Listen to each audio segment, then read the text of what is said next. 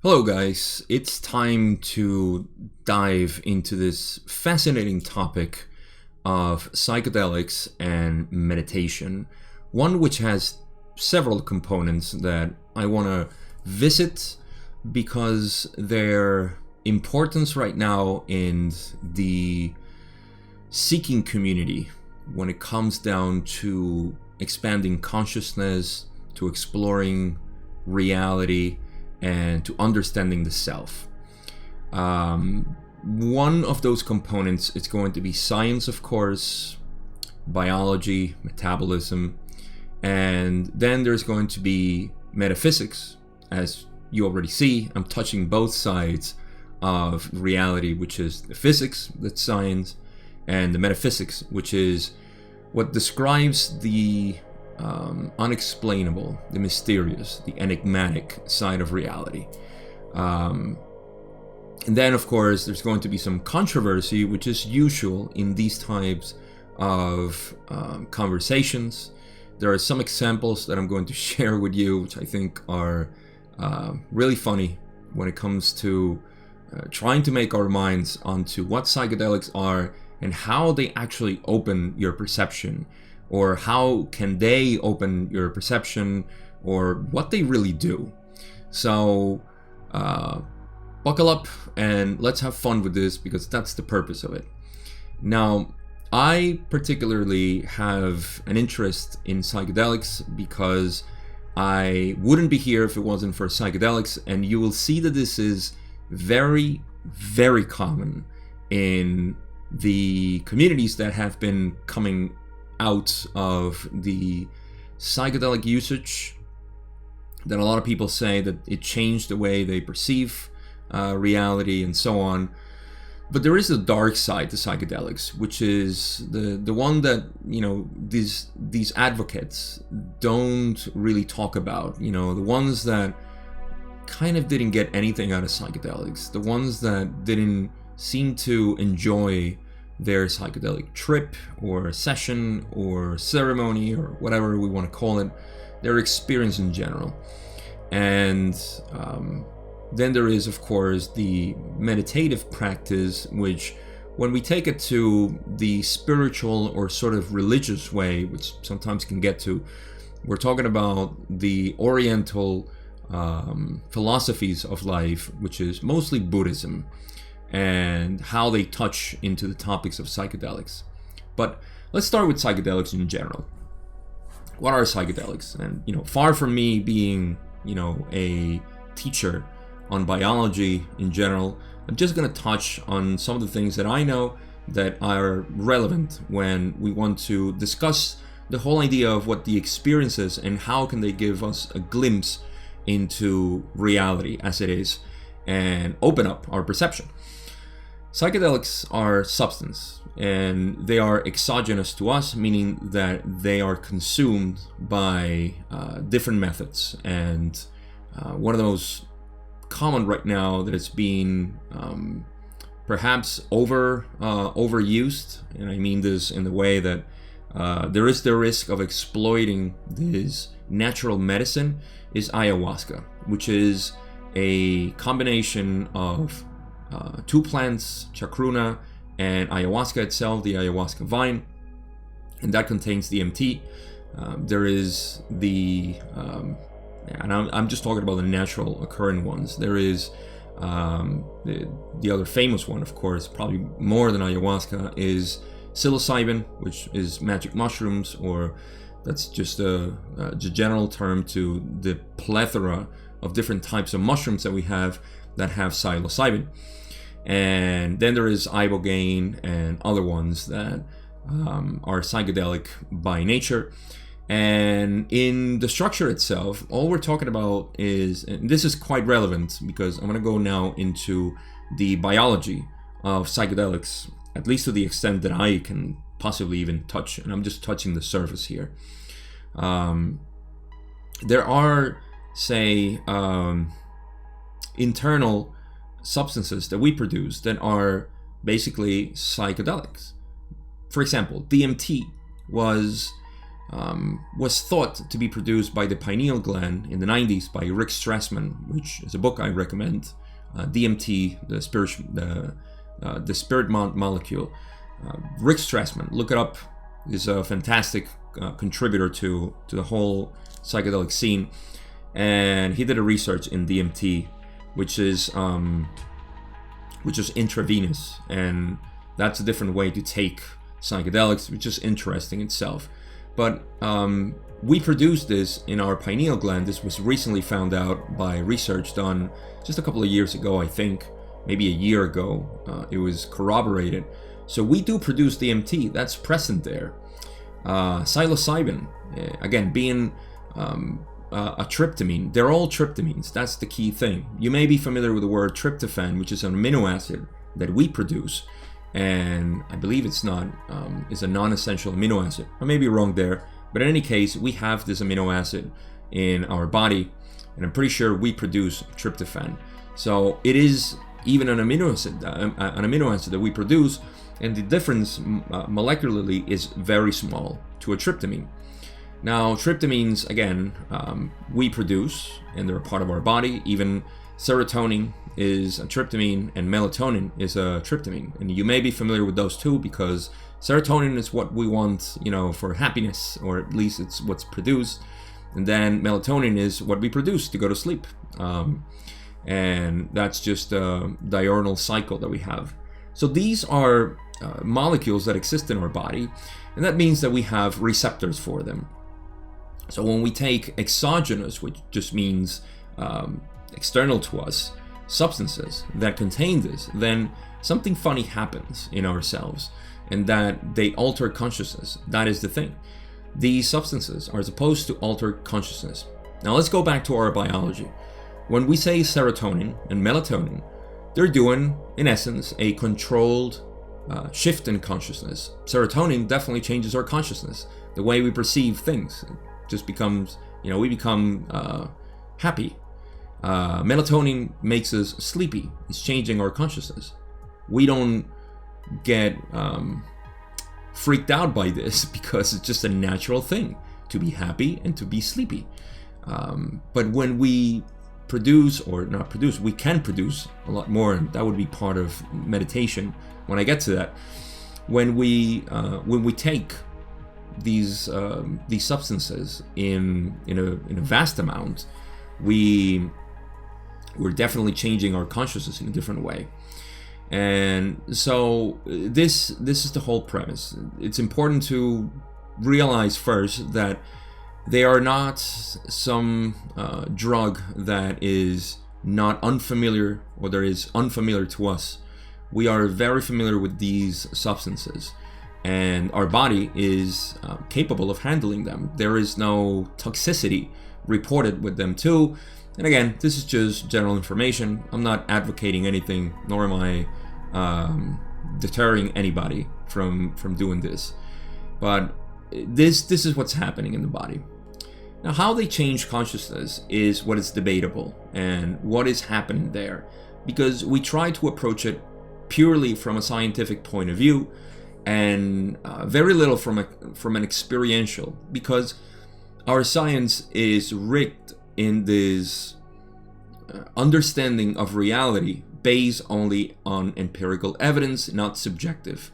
And so we already have 50% of the study, and the other 50% is missing, which is the experience. It would probably be more, but in terms of being a scientific mind here, I'm trying to divide the physical research and the metaphysical research.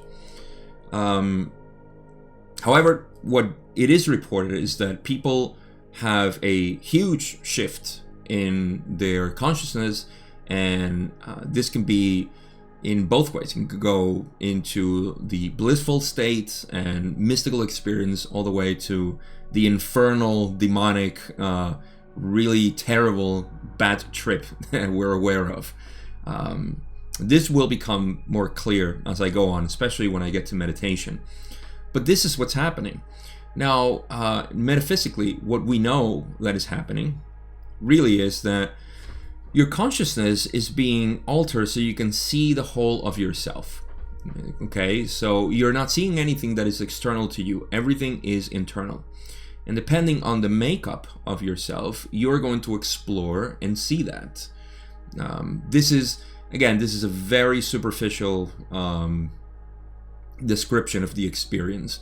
There are other influences, of course, which is why shamanism has been very adamant in creating rituals and a caretaker who is pretty much aware of the states of consciousness in which everybody's slipping into when they're taking these substances, because they're guardians of these dimensions, if you will. They exist in both dimensions. These are true shamans. And the experience itself is something that will be influenced, of course, by what you allow, because you are not a contained self. You are the whole universe. And depending on your perception, you're going to experience that expanded self, whatever that may be. If you see the world in darkness, then you will see that darkness, and that influence will affect you. Now you can see that I'm not even taking into account the possibilities of entities that are external to us, which are in the whole, we're all one, and they are ourselves, parts of ourselves scattered around, but our relationship with them is going to invite them over. This is why shamans in general have literally no attachment to these negative entities. So you already see how intricate this can be, on the metaphysical side and what's happening. But at least on a conscious level, what we're exploring is ourselves as we know and don't know ourselves. Now, the purpose of this video is not to expand so much and talk about psychedelics, but just give an idea of what's happening. And most importantly, the emphasis into the notion that we are exploring ourselves. That is what's happening in the psychedelic state.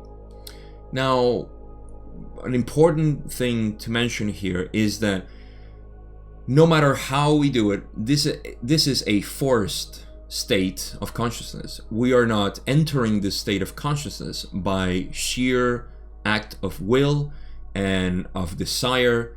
We are forcing ourselves into this state. Here is where I think is the diverging point when it comes to the experience itself and how people react to it, because we are entering the state in a forceful manner, which means it can go both ways. It can go into a state of panic or rejection and just repression itself of the natural state that we can slip into, which is this state of consciousness, because we're so attached to our identity. And this is where it can go wrong, because you cannot pretend to be yourself when you are in the presence of light. In the presence of light, and I'm using the word light here to illuminate the rest of the darkness, which is the subconscious in you. You can see how this gets into this discussion of the inner child, the experiences, the traumas, because light is being shone on the subconscious. So you cannot, if you resist the experience, it's going to drag you because you're being forced, and there is literally a side of you, an aspect of you that is being it's resisting, clawing into reality as it knows it, an identity. And then there is this force pulling you down into the experience, which is why you should always do it, in a loving environment with supporting people, and if very much likely and possible, to be with a specialist. Whatever you call specialist, could be, psychologist, it could be a facilitator, shaman, whatever. It doesn't matter. Is somebody who you trust that can take you into this experience and will help you into the revelation and the insights, the breakthroughs that you're going to have. So in any case, I said I wasn't going to talk about psychedelics that much in depth, and there's so much to say. But the point is that there's also the possibility of exploring and seeing that side of you which is eternal, which is one with the universe, which is just blissful at any possible rate. And I mean, the positive stuff that you can see is the goal. You see, there is the nature of who you are, and that's what I'm describing right now, the light in itself, and then there is the illusion of who you think you are, which is what's the light being showing you. So depending on how you relate to yourself, this experience is going to be a mix of these two. It's going to be it really depends, and everybody is a whole creation, so you can see how this goes. So this is what psychedelics do. They put you in this state, and they show you things that are completely subjective to you, that are completely individual. And so it really depends on that. However, the things that we do know that happen is that there is a forceful way into this state of consciousness and into exploring yourself. And the matter that is exogenous to you, it's already cleared out. To me, at least, there is no issue there. It is more of the same thing we can naturally produce, and it generates this. But again, it's the forceful way that I believe is what changes things. And this is why dose is very important to experience, and your whole makeup. Again, do your research if you're thinking about psychedelics, and do it in a place, of course, that you feel loving, that is it's natural to you, and you can already see everything else. I mean, there are many videos on YouTube and on the internet in general that you can find that will give you tips on to how to prepare for this. That's not my point here. I'm just throwing in the bonus.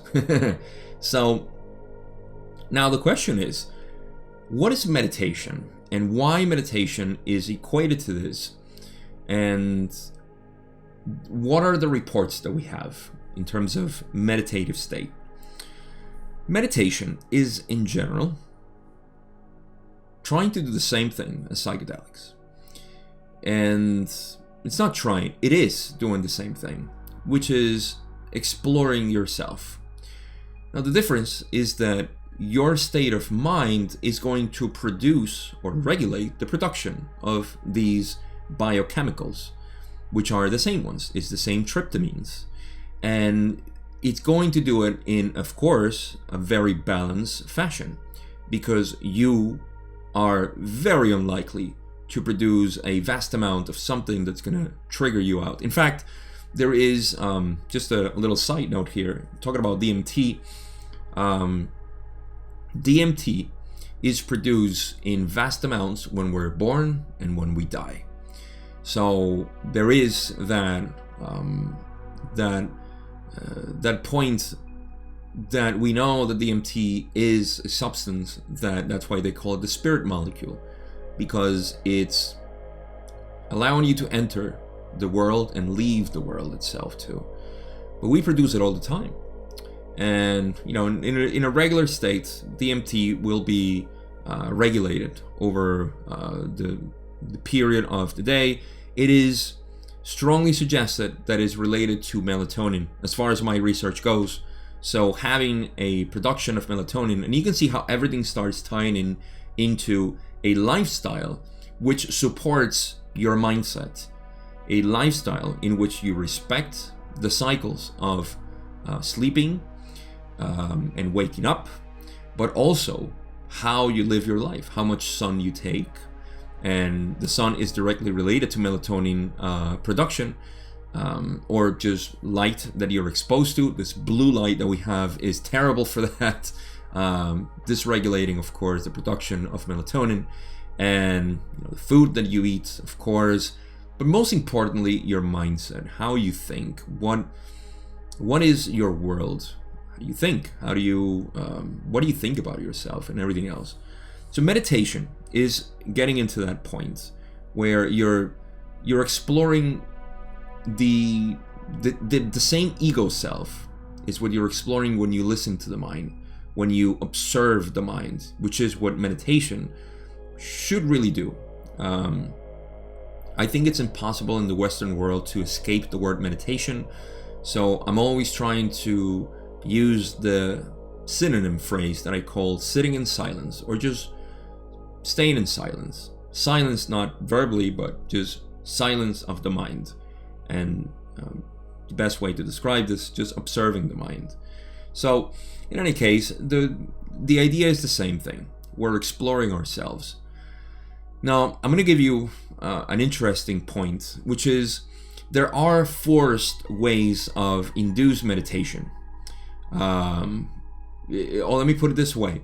There is a way to produce these experiences in a forced way to the individual that produce similar effects to psychedelics. Sensory deprivation is one of those.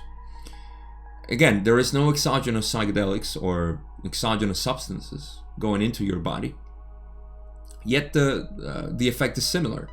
You are being forced into a state of consciousness by remaining in silence, by being sensory deprived, and the results are basically the same. There are people who go into caves, and I know this is something that at least I know that it's been reported in some countries where they have been doing this as a sort of retreat, where they seal you in the cave for a whole day. And this is a practice that goes thousands of years old, but in any case, it's the same thing. It's a sort of sensory deprivation, and people come out with similar experiences. It's a psychedelic induced state because you are in a total isolation. The practice of meditation is a gradual process in which you go into these states by yourself. You can do it for 5 minutes and go take the dog out or cook. You can do it for an hour in the morning. You can do it for 20 minutes before going to bed, but you are in control of, let me just rest my mind and see how it feels. This is the expansion of the self and the exploring of the self that occurs. Now, there is controversy, of course, when we talk about meditation and spirituality and psychedelics. You have to be familiar with this if you have been around, unless you're living under a rock, which I don't blame you. There are controversies in terms of what psychedelics do for spirituality. Well, now that we have explored in this way, and I believe I haven't been biased in any point, you can see that psychedelics are a forced way to show you who you are, to show things that you are unaware of yourself. They are for sure a tool that allow you to see, and there is no pro and con to this that I would say. I mean, there is just experience and exploring. That is available to you all the time. It's just that we have been taught to believe that we are supposed to be in our minds all the time. And so when our mind is forced shut and is almost guided directly into the darkness of our subconscious, we may feel lost. We may feel scared. We may feel in panic and so on. All these demons that we have been suppressing. When I say demons, of course, I'm talking about our own thoughts and feelings and repressed emotions. They're going to be coming back to us to bite us, and we're supposed to confront them. So even in the worst case scenario of psychedelics, we can make the best out of the experience by knowing that these things are us, that they're coming after us because, well, we are it. And on the positive side, of course, there is the blissful state and so on, and you can just see who you are. You can see the connection between us. I've actually had the privilege of having this experience through psychedelics where I felt literally the whole universe. It's a feeling it's impossible to describe because you are the universe and you just feel it. It's almost like, do you feel your body? And you say, yes, I do feel my body. That's just normal to me. Well, in that state, I felt the universe, and I would say, yes, I know, I am the universe. And so I am, it's not that I am responsible in the parent-child situation, but I am the maker of this, so might as well enjoy it. This is my creation.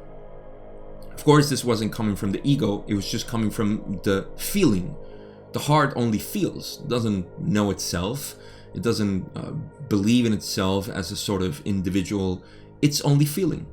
So psychedelics can bring that. However, I do believe that there is a lost of track when it comes to taking the experience to another level, which is really that once you have seen through the window, maybe you go out and explore. What I mean is this. A lot of people take a trip with psychedelics, and this is the analogy that I'll give you. It's like flying on a plane and looking through the window and saying, oh my God, I have seen so much that it's amazing, and I love it. The world is beautiful. I saw this forest and rivers and mountains and deserts through the window of the plane. They are fantastic. I want to keep seeing it. And so they keep taking trips with airplanes and saying, I have visited this, I have seen that, I have seen the other. And they keep traveling and traveling, not knowing that all they're doing is just flying over the world, over reality. And so the invitation is to, now that you have seen more than your narrow city in which you believe everything was, now that you have seen the world, the universe itself, go out and explore it. But you don't need to fly with a plane, to visit the forest. You have to go to the forest yourself. And it may take you longer to traverse the forest, to dip your feet and ankles and legs in a river, to climb a mountain. It will take you your whole life to do it. That's fine, but that's the exploration. And so people will continue to take these literal trips over the planet, over reality, and thinking that they are seeing the universe as it is. This is one of the fallouts of psychedelics that can happen, and they keep exploring it that way. Whereas the invitation is to just go and explore nature, the nature of reality. Meditation, of course, or simply sitting in silence, is the way in which we explore this. It is the slow and joyful way in which we can digest the world and enjoy it as it is and not depend on the plane. We don't need the plane anymore. We have our own feet and hands, and you have a wheelchair, then you have the wheelchair, but you have ways to explore the world, explore reality, like I say. And so these are these are the webs that connect psychedelics and the experience of having a trip into a fast, accelerated experience into showing you. It's that flying on the plane to show you all the world. And then there is the practice of walking the earth, of being in the present. That is what the mind is. And I'll give you this last tip. The beauty of meditation is that it brings you to the present.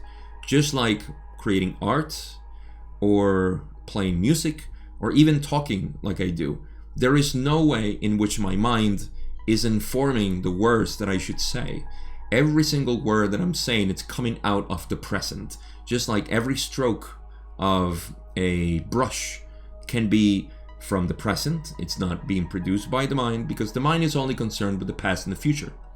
And when we live too much in the illusion of the world, which is the past and the present, and past and the future, I should say, the past and the future have no weight whatsoever in our reality. Our reality is the present. And so when we silence the mind, we enter a state in which we can enjoy much more the only time that there is, the present. There is no time like the present. Tomorrow never comes, and yesterday never happened. So these are the benefits of establishing a way into entering the state, the meditative state, which again is silencing the mind. This can be done through contemplation. You can be driving, you can be just engrossed in reality, which is really what contemplation is. That's why meditation and contemplation are synonyms in the glossary of the seeker of reality. Final point is that these two methods, all they're doing is showing you who you are. And there is, of course, because, and I think this is why, there's so much emphasis into psychedelics right now. And it's because we are, as a society in the Western world, we have been accustomed to instant gratification. I can achieve something really fast. I can do a crash course. I can be something. And people are seeking through psychedelics what is already available in them, because they give you this rush, and it's almost like an e-sport. When people are addicted to this e-sports, I'm not saying that there's anything wrong with it, but there is the thrill of experiencing your life in a second, of that thrill of the moment, which is what gives this hype in biochemistry in the body. But you can have the same hype controlled in what we call harmony, balance in the self. This is achieved obviously through discipline of being present. And that is what psychedelics are inviting us. That is what interdimensional entities are inviting us. This is what a near-death experience is inviting us. This is what anything in the world, if you look carefully, is inviting us. A moth flying, a neighbor crossing, the street, a car crashing, whatever, anything. If you look closely, is inviting you to be in the present and enjoy it, because the mind, again, is only concerned with the past and the future. And here you are, always. There's no other way to go. There's no other time. We can talk about psychedelics and meditation and really the essence of being in reality much more, but I think this is enough for today. I really wanted to make this video to give my point onto something that is a controversy, which I'll give you a short story. I'm going to cite again Rick Strassman and his study. He was actually I forget the word, rejected, expulsed, excommunicated from the temple in which he used to go in Zen Buddhism, American temple here. And it was all through politics, just to save you the story, politics of remaining without the acceptance that psychedelics can help in the meditative practice for some people. Now, I'm not saying that you take psychedelics to meditate. I'm saying that a session, just one session, can really give you an insight on your life and start a practice of meditation. And the reason why Rick Strassman was an exponent of this is because he himself was in the presence of many monks in the same temple. He said that approximately 95% of all the monks there have had a psychedelic experience in their lives through exogenous plants, or could have been LSD, doesn't matter. But they had a psychedelic experience, and that's what brought them into the temple. I mean, they had it once. That was the stimulus. It was the